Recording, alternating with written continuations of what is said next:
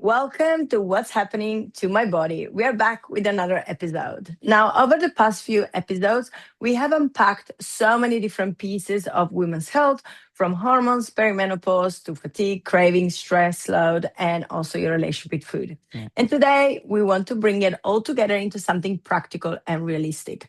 Because understanding your body is so powerful. But the next question most women ask is, what does this actually look like in real life? So, another question that we get asked a lot is, how do I support my body consistently when life gets busy, messy, and far from perfect? And that's exactly what we will be talking today. How to build a body supportive lifestyle that works in the real world, not just on your most motivational Monday. Yeah. And this episode is really about removing pressure because so many women think the answer is doing everything perfectly. Perfect meals, perfect workouts, perfect routines. But what we see clinically again and again is that health improves through consistency and flexibility, not perfection. This is something we always say to our clients because they are always focused too much on being perfect, but perfection does not exist. What we want, what we aim for is consistency over time. Absolutely. Very well said. So let's start with what the real foundations of women health are. So when we zoom out and look at what actually supports women's health long term, the foundation are surprisingly simple, but not always easy to implement consistently.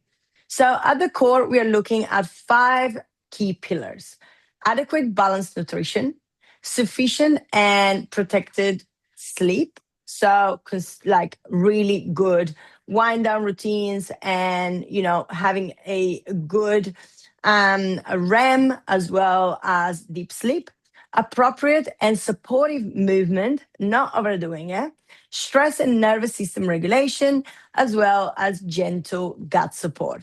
Now, I know these don't sound very glamorous, but um, you know, at the end of the day, we don't promise overnight transformation, but physiologically, these are the levers that influence your hormones, metabolism, energy, mood, and digestion the most for long-term results. Yeah, you are absolutely right. And what's important to say here is that these pillars are deeply interconnected. When sleep is off, anger and cravings change. When stress is high, digestion often shifts. And when nutrition is inconsistent, energy and recovery suffer. So rather than chasing isolated fixes, we want to think in terms of supporting the whole system. One of the biggest mindset shifts we hope this podcast has helped you make is this. Your body does not require perfection to respond positively. In fact, perfection often creates more stress than progress. And so many women are stuck in what we call the perfection burnout cycle. They start strong, go all in, try to do everything right. And within weeks, sometimes days, it becomes unsustainable.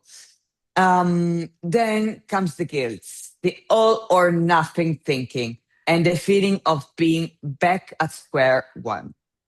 Yes, well said. Like all these are so realistic, And from a physiological perspective, the body responds far better to consistent, moderate support rather than extreme swings between on and off track. Now, blood sugar regulation, nervous system stability, and hormonal rhythms are all benefits from that steadiness. And this is why we often say consistency beats intensity, stability beats Yeah. perfection. And the women who see the most sustainable progress are rarely the ones doing the most extreme protocols because they're the ones that do really well with the basics and most of the time, not all the time, not 100%. So let's Yeah. make this a little bit more practical because one of the most helpful most helpful ways to support your body is to think in terms of a weekly rhythm rather than daily perfection. We love to look at, zoom out and look at how your week went. Now, think about this. Life naturally has variations: work demands, social events, family needs, and energy fluctuations. Some of you go your periods, you're in different phases of your cycle. So instead of aiming for every day to look identical, we want a flexible weekly structure.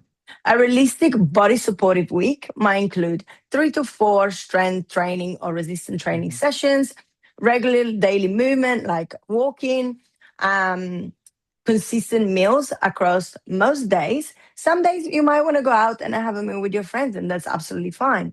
And then at least a few protected wind down evenings. What we mean with protected wind down evenings is have a wind down routine before bed. That could be, reading for 10 minutes before you go to bed, or, listening to some music. It can be a coloring books, it can be meditation, whatever that works for you.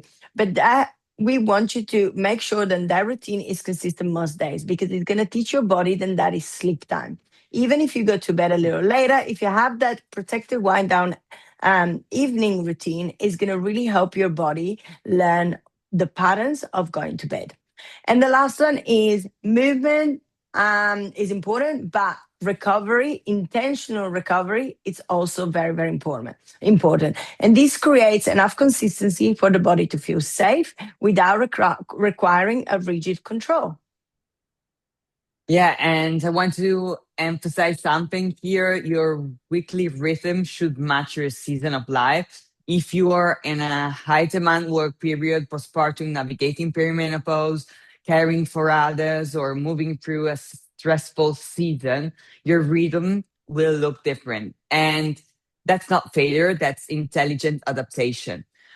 What we want to avoid is holding yourself to a standard that no longer fits your current capacity.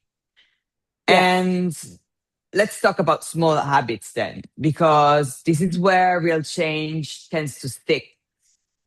Big overalls feel motivating in the short term, but tiny repeatable actions are what rewire patterns over time. Some examples of tiny but powerful habits might be eating breakfast within a reasonable window of waking, adding protein to your first meal of the day, getting morning like exposure can be just 5 to 10 minutes, taking a 10-minute walk after meals, creating simple wind down cue at night. These are not dramatic and they are biologically meaningful. Yeah, exactly. And the reason why Yeah. small habits work is because they reduce nervous system resistance. So when change feels manageable, the body and the brain are far more likely to integrate it. And we often encourage women to ask, what is the smallest supportive action I can repeat consistently right now? Not the most impressive, not the most repeatable, um, not the craziest one, but the one Yeah. that it can feel really good right now. And it can be very, very small. It can be, as we said, 10 minutes, read your book 10 minutes before bed, something that you can really stick on right now. Because realistically, repetition is what builds regulation. Now, one of the biggest things we also want to talk about today is the permission to evolve through life phases. And this is one of the most compassionate shifts we can make. Is that actually that we need to accept that our body needs will change across different phases of our Mhm. life. What worked in your early 20s, it's not going to support you in your 30s or in your 40s. When, if you have kids, what worked pre Mhm. kids or pre career demands or pre hormonal Yeah. shifts may not be working right now, and it needs adjusting. And this is not your body failing, but it's actually your body showing you that it needs evolving. Yeah, because so many women stay stuck trying to force old strategies onto a new version of themselves, and that creates unnecessary frustration. Your health approach is allowed to mature with you. Your routines are allowed to soften, strengthen, or shift depending on what the season of life is asking for. And this is not losing discipline, it's gaining body awareness. Yeah. If there is one thing we hope you take from this episode is that your body does not need to be perfect.